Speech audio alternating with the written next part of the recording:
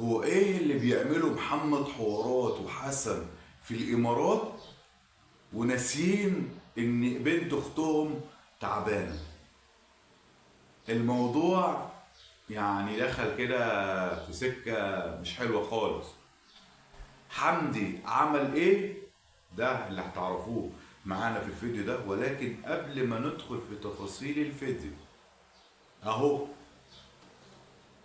خد صلاه عظيم الاول، عطل لسانك بذكر الله، لا بذكر الله تطمئن القلوب. صلي على خير خلق الله سيدنا محمد صلى الله عليه وسلم.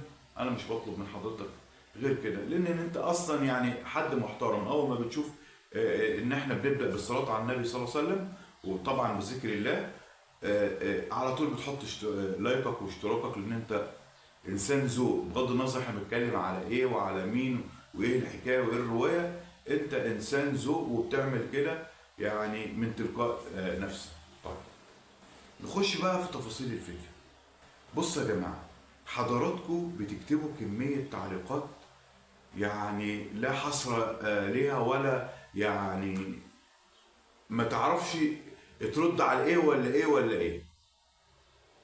يعني الناس بتقول، هو الناس يعني دول الخال في مقام الوالد، هم فرحانين وزعلانين، قصدي فرحانين ومبسوطين وفي البسين ومعرفش ايه، واحنا دمنا محروق عايزين نعرف البنت نطمن عليها، ومفيش حد راضي يطلع علينا يطمنا على البنت ولا اخبارها ايه ولا صحتها ايه. احنا كلنا نعرفه ان نيره موجوده لسه في المستشفى، وما نعرفش فيها ايه وايه الاحداث والتفاصيل. هم ليه بيفرحوا كده؟ هم ليه الناس دي يعني لما بيحصل عندهم حاله وفاه، لما بيحصل عندهم اي حاجه، بياخدوا الموضوع بشكل بسيط وسهل؟ ده كلامكم وده يعني تعليقاتكم، وانا دوري ان انا اطلع اوصل تعليقاتكم دي من خلال فيديو، ونقدر نشرح مع حضراتكم كل التفاصيل اللي بتحصل دي للناس اللي مهتمه. للناس اللي مهتم. اللي مش مهتم بيقول لك يعني انت يا عم الحاج مفيش عندك جديد، مفيش عندك كلام تتكلم فيه غير الناس دي والعيله دي. اولا وما تعمل لنفسك محتوى خاص، وعاملين قال يعني ايه ان هم يعني شاغلين بالهم وقلبهم علينا، وهم عارفين ان احنا عندنا قناه احمد الكابيتانو، قناه خاصه بنا ما فيهاش بقى ايه لا فلان ولا علان ولا اي حاجه خالص. احنا هنا قناه عملناها للمتابع اللي مهتم بالموضوع، اللي حابب يعرف التفاصيل دي. لان احنا اول ما اتكلمنا على العيله كان من خلال، او اول ما اتكلمنا على اليوتيوب يعني كان كلامنا على العيله وعلى التفاصيل اللي بتحصل، وكان في ناس مهتمه وبتدخل وبتشترك في القناه وبتتكلم علينا كلام محترم من خلال التفاصيل البسيطه اللي بنتكلم فيها على العيله. حلو كده. فالناس اللي بتقعد تهري كتير وعايزه تضيع وقتها، ما تضيعش وقتك، لان انت طبعا يعني بتتعمل لك كده ايه حذف سريع كده ويليق بيك. فدلوقتي ليه هم متجاهلين الامر وحمدي فينه من الموضوع وهم اصلا بيعملوا ايه في الامارات؟ طبعا يا جماعه احنا قلنا لحضراتكم قبل كده في فيديوهات ان وجودهم في الامارات يا جماعه ليهم بيزنس وليهم يعني شغل هناك خاص بيهم، خاص بقنواتهم، وخاص ب اللي حط رجلهم في القصه دي اصلا حمدي. في ناس تقول لك يعني ممكن يكون حمدي قابلهم هناك وحصل ما بينهم يعني يعني تلقاء او لقاء وكلام زي كده. لا، ما حصلش، لان محمد وحمدي في اخر العلاقه ما كانش احسن حاجه. حتى حمدي اللي كان برضه شايل هم حسن في الفتره الاخيره، وعمل المشكله الاخيره مع محمد بسبب حسن، ان كان محمد بيلقح عشان خاطر اخوه كان لسه ربنا ما كرموش بالخلفه وكلام زي كده. ولكن دلوقتي محمد وحسن طالعين يقول لك ايه، احنا اخوات واحنا ما اعرفش ايه لاخر عمرنا.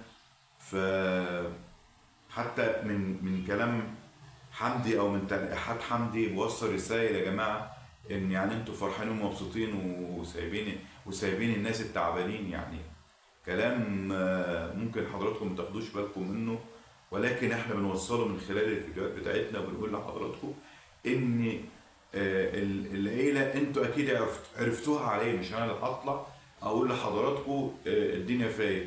ممكن يكون يا جماعه الامور هم شايفين تعب نيره او مرض نيره بسيط، زي اي حد بيتعب دور برد. انا عندي احتقان وممكن اكون جليس السرير او كده لمده ايام، و اتشغلت في حاجات ما عرفتش اشرح لحضراتكم اوضح لحضراتكم ايه سبب التعب. ممكن خلالهم اللي هو محمد وحسن شايفين الموضوع بسيط وسهل، واحنا كمتابعين او كجمهور بيتابع العيله مكبرين الدور، معظمين الدور، شايفين الموضوع ده يعني مستاهل ان احنا نطلع، ومستاهل ان هم يعني ازاي ما تفرحوش وما تنبسطوش وما يعني كده اللي هم الحركات اللي بيعملوها ممكن سهله جدا على فكره، سهله جدا ان هم ممكن بالفعل يكونوا هم شايفين الموضوع بسيط واحنا اللي شايفينه الموضوع مش بسيط خالص.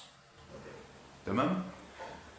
فالناس طالعه بتقول لي يا عم احمد ما تطمنا او ربنا يطمنك. احنا يا جماعه قلنا ان الفيروس ده بياخد وقت، يعني انا طلعت وقلت ان الموضوع ده بياخد على الاقل شهر علاج ورعايه وعنايه، واحنا قلنا ان نيره موجوده في القاهره وتحديدا كمان في شبرا جنب او عن خالتها اللي هي في امام امها، وشفنا الحاج محمود، يعني يمكن الحاج محمود تلاقيها طول الوقت هناك ومع طبعا بنتها. فاحنا قلنا الكلام ده مش عايزين اللي احنا نقوله نعيده تاني.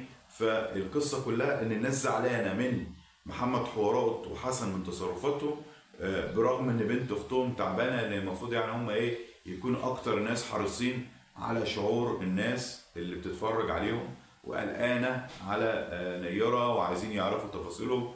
وكمان حمدي اللي هو يعني المفروض برضو خالها، المفروض كنا نشوف رساله او اي حاجه. احنا قلنا حمدي يا جماعه في زعل بشكل كبير ما بينهم وما بين العيله، وبما ان كمان زي ما قلنا فتره خلع الحجاب الموضوع كان اكتر من قاسي من خلال العيله. شفنا محمد حوارات بيلقح بيه بالكلام، شفنا حسن نفسه لما نهال لبست الحجاب واخدوا الصوره في وقت لما الناس كلها يعني كانت ضد وفاء، ونهال طلعت وحسن قال انا بشجعها على كده وربنا يثبتها. وبعد كده شفنا نهال طبعا خلعت الحجاب من جديد وعاشت بطبيعتها اللي هي كانت عليها. فالامور يا جماعه ممكن يكون رد من خلال فيديو، من خلال لقطه هم بيردوا على الحدث اللي كان حاصل. فحبيت بس يعني اقول لحضراتكم من خلال الكومنتات اللي حضراتكم بتبعتوها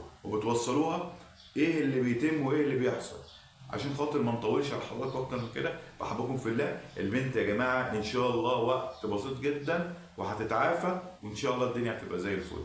بحبكم في الله. هو الموضوع يا جماعه بيكون فتره علاج يعني بالطول شويه، ولكن خلاص هانت وهتطلع وتعرفكم وتفرحوا بيها وتنبسطوا بيها. والامتحانات يعني على يعني يمكن تكون دي فتره امتحانات، فربنا يا رب ينجحها ويوفق اولادنا جميعا. بحبكم في الله. بشكركم شكرا جزيلا على متابعتكم لينا. نشوفكم يلا فيديو اخر مع الف من سلامه. السلام عليكم.